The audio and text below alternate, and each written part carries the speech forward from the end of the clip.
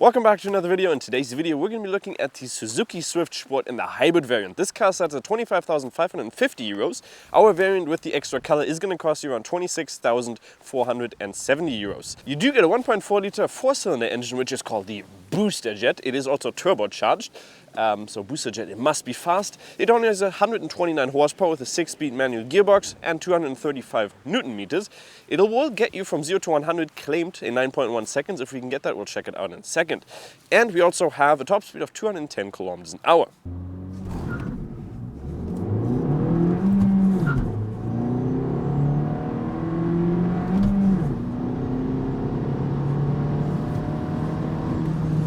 Okay, 9.76, I'm not the best when it comes to shifting quick.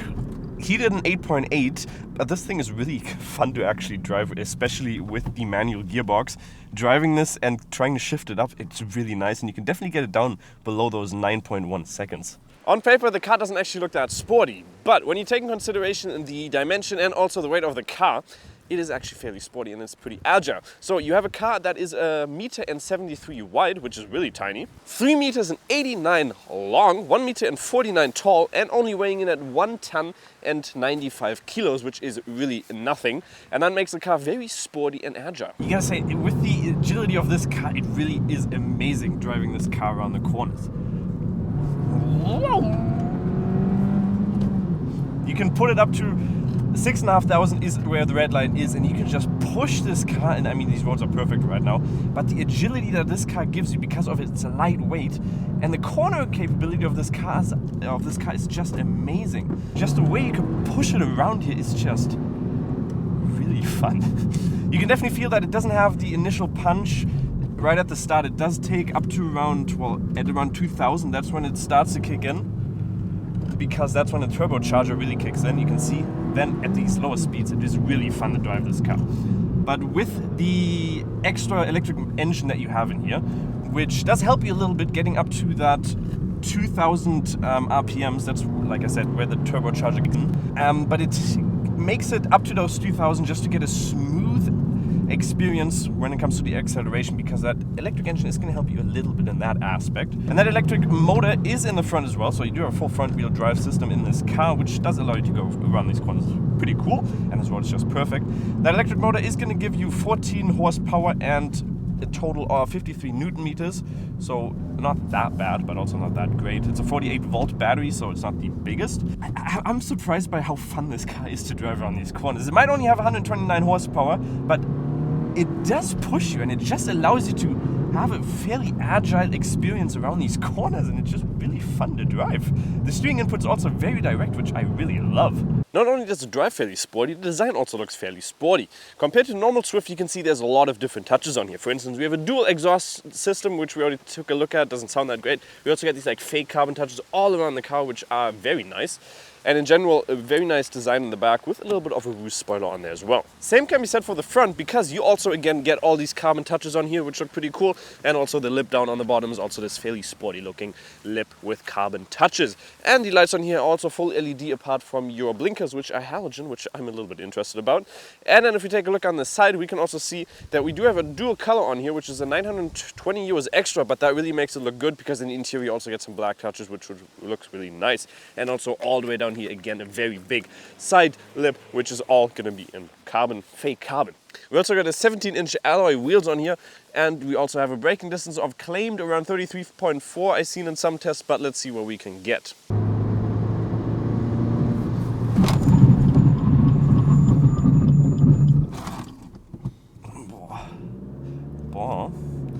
0.01 second quicker than what you had.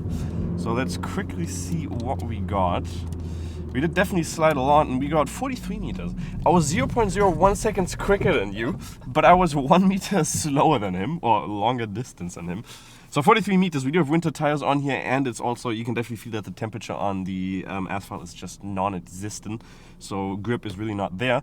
I did see some tests online around 33.4 meters, so a very good distance for the braking distance when you have summer tires in optimal conditions. Yeah, so if you have that, you can definitely reach it, but 43 and 42. Ugh. So the fuel tank in here is actually fairly small with 37 liters. We do have a WLTP claimed consumption of around 5.6, which is not much. And you can see right now we are currently at an average of 7.4 liters, which is due to the fact that we've been driving very sporty. You can see because of these roads here, we've been driving a little bit more sporty.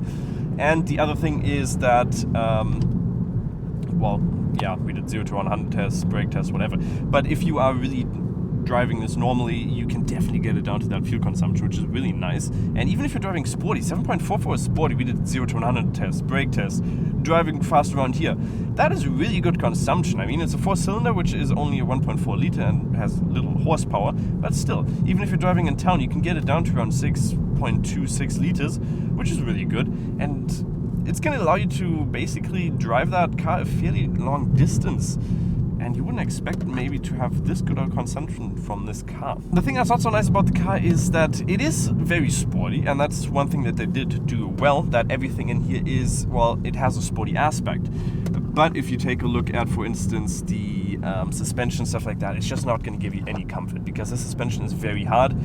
Road noises are also very loud in here, and especially if you're going 130, for instance, in here in the interior, it's just really loud because the isolation is not that great. But we do also actually have quite a good amount of safety features. With the facelift in 2020, they actually updated their safety features on here because the previous one wasn't that safe for the safety assists, around 44% on the NCAP norm. But they updated that with a couple more assistant features in here now. For instance, we do also have side traffic assist or blind spot assistant, which is nice. We also get lane assist.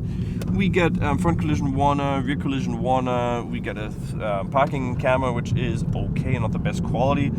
But in general, you get quite a lot of safety features for a car that's actually fairly cheap. So 25,000. You also get adaptive cruise control, a speed limiter, which is nice.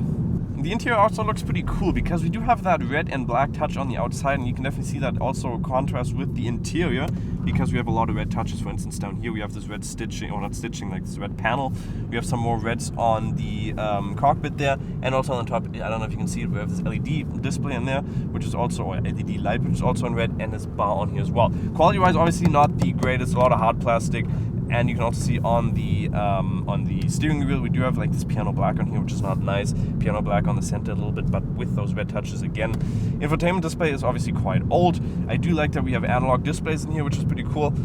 You don't have Apple CarPlay on Android Auto wirelessly. You do have automatic climate control on here with heated seats for the passenger and also the driver, which is nice. No inductive loading space, but quite a good amount of storage space in here. Also quite comfortable in the back, considering the car is fairly small. You can definitely sit in there for some smaller journeys, not longer journeys. You don't get any heated seats or anything like in the back, but a good amount of space considering how big or how small the car is. In the trunk you also get a little bit of storage space, but not that much, so it's not that practical. 265 up to a 947, so really not that much. And if we flip over the back seats, you can see we get the biggest loading height that I've ever seen in there. Like, look at that gap that you got there. That is one of the biggest I've seen. And also the loading lip in here is not that nice, so not the practical boot, but that's not what the car is meant for. So what's my final verdict on the Suzuki Swift Sport? You do have some competitors in the same price range. For instance, a Hyundai i20N, which is going to cost around the same price, but that's going to give you 204 horsepower, which is quite a lot more, which might be a little bit more fun to drive. However, you do get some sporty touches on here. You also have a car that's very agile, fairly practical for the city as well because of that small size. And you also just get a little bit fun with it from the manual gearbox, try and shift it up. One that turbo kicks in as well, especially lower speeds. That car is really fun to drive. Dual exhaust system in the back, which really doesn't sound that great.